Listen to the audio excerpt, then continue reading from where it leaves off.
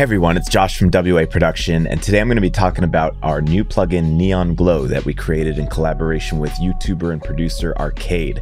Neon Glow is an amazing creative effect tool that can help turn any sound into that lo-fi style that you're looking for, giving it that kind of gritty, bit washed out vintage feel. It's a really unique plugin. It's got an incredible chain of effects going in it that we worked hard with Arcade to develop, and I think it can be used in really any genre, but especially if you're trying to go for that lo-fi style. You can also create build-ups with it, transitions, etc. I'm going to tell you all about it, but first let's listen to how it sounds in a variety of different ways.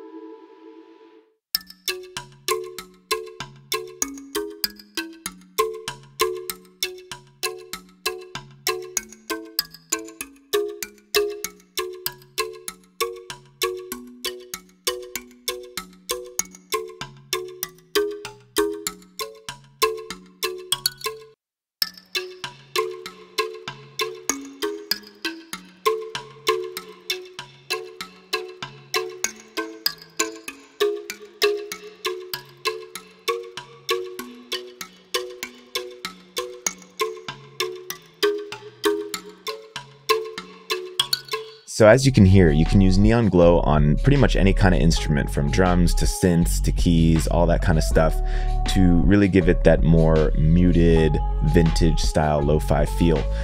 So now I'll just kind of go in and show you a little bit about what the different parameters do, how Neon Glow works, and you can see if it's something that you want to try out. Alright, so here's the interface for Neon Glow by Arcade. At its core is the aptly named Lo-fi knob, which is basically a dry-wet knob mixing in your Redux and space effects, just the general effect of Neon Glow onto your track. At the top here, you can see you're able to A/B test different options. So if we load one preset in A, we can load a different preset in B, and then compare side by side and audition the different options within your mix. So that's a cool feature. On the left you can see the input gain, and on the right you can adjust the output gain, probably not by that much. And if we want to, we can double click to bring it back to a different value.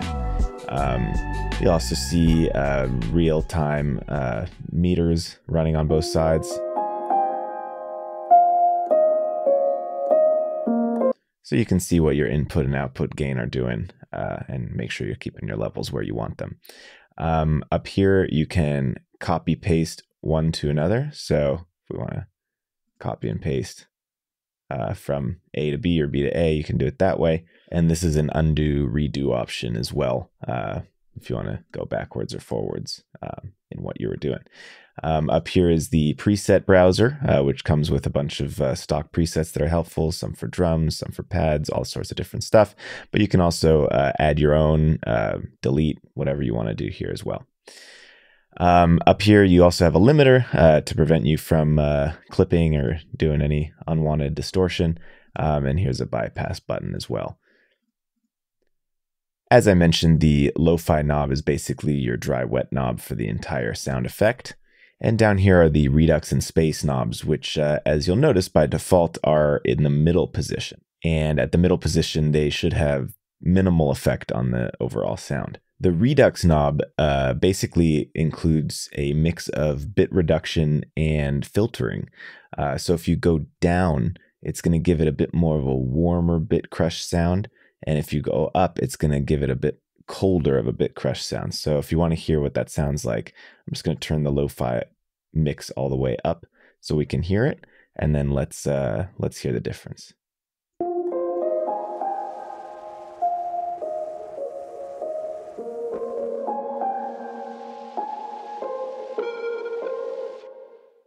So yeah, a bit of a brighter Redux on the right, a bit of a warmer Redux on the left. All right, so our space parameter has kind of a complicated mix of chorus effects, giving it spaciousness and width, but also kind of that characteristic, almost detuned sound of lo-fi music. So let's hear how that sounds. If we go to the left, counterclockwise, it's going to give it more of a traditional multi-chorus effect, whereas if you go clockwise, it's going to add some mini delays and do some interesting things to be a little bit more unique sounding.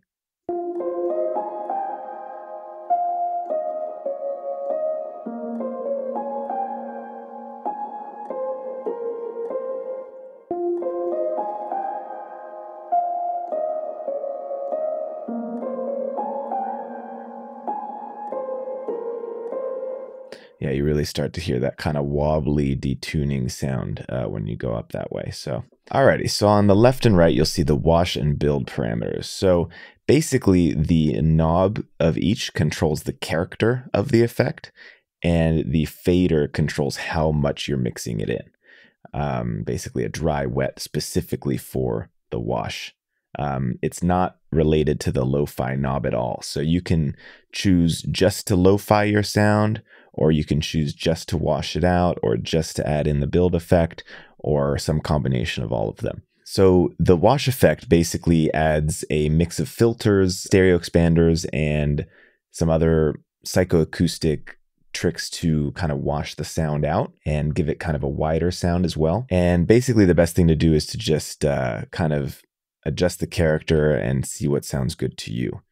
You can also always automate these different parameters as well to change over time, which is a pretty cool way to create transitions and to create different kind of movement in your effects.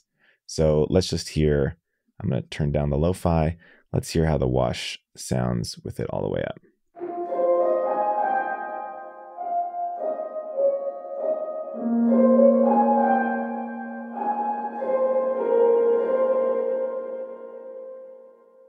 Yeah, so definitely very washed out. Going down counterclockwise sounded a bit darker and warmer and muted, whereas to the clockwise side sounded a bit brighter. Let's listen one more time.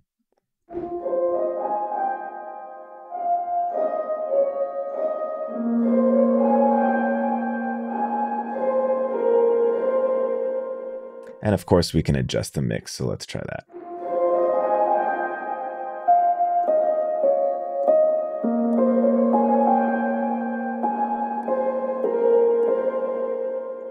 Cool, sounding good. Now let's do the same with the build parameter. The build was really designed to be used for transition effects, so creating kind of a build-up riser type effect. So what it does is it adds saturation to certain frequency bands, it adds spaciousness, and does kind of a mix of different effects. So it's the kind of thing that you should just kind of work with and see what fits your sound well. So again, I'm going to turn that all the way up so we can hear it. Let's start at the bottom and go up.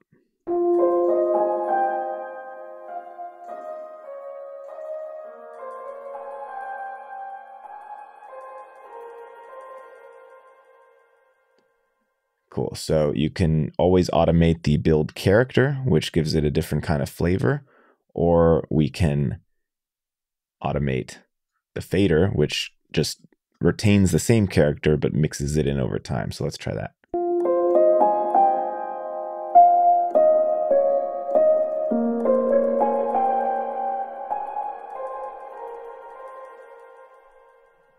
Cool, so that would work really well in a build. Let's try it all the way to the other side and hear how that sounds.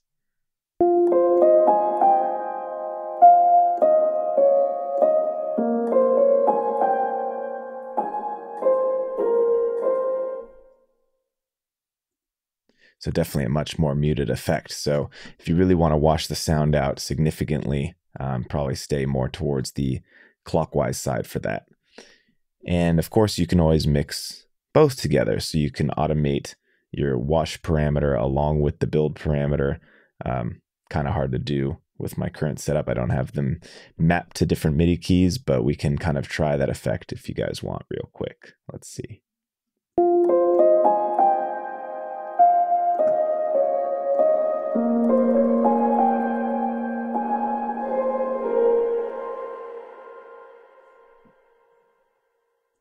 So yeah, doing a combination of those and then adding in just a general lo-fi effect could be really cool, depending on what you're going for your sound. So yeah, I'm just gonna dial in this sound and see what I think sounds good for my purposes here.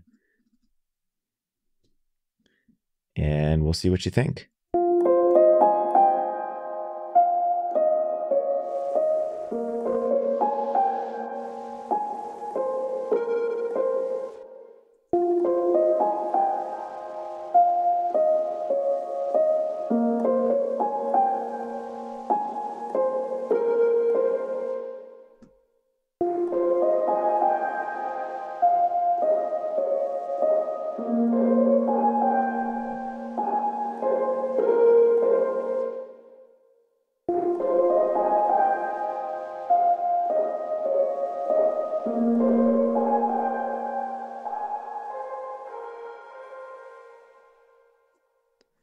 All right, I'm pretty happy with how that's sounding, and if I was making a build, I would, automate that build fader and have that mix into whatever beat that I want, not necessarily a drop since we're probably talking about lo-fi music, but whatever you want to use it for. So I hope this video was helpful to kind of give you an idea of how Neon Glow works. It's a really awesome plugin to just kind of add that bit of lo-fi grit and feel to any sound. Again, really helpful if you're making lo-fi music, but honestly, most songs could use an element or two that have this kind of grittiness and flavor. So kind of just can help take a boring or very sterile sounding sample and really make it interesting.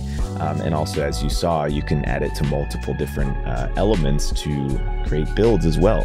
You could use this in a totally heavy EDM track just to create the builds, if nothing else. So it's really a versatile plugin that I think could go well for a lot of producers. So hope you guys found that interesting. Go check it out. It's free to try as always with our plugins. So go give it a try and see what you think. I'll see you guys next time.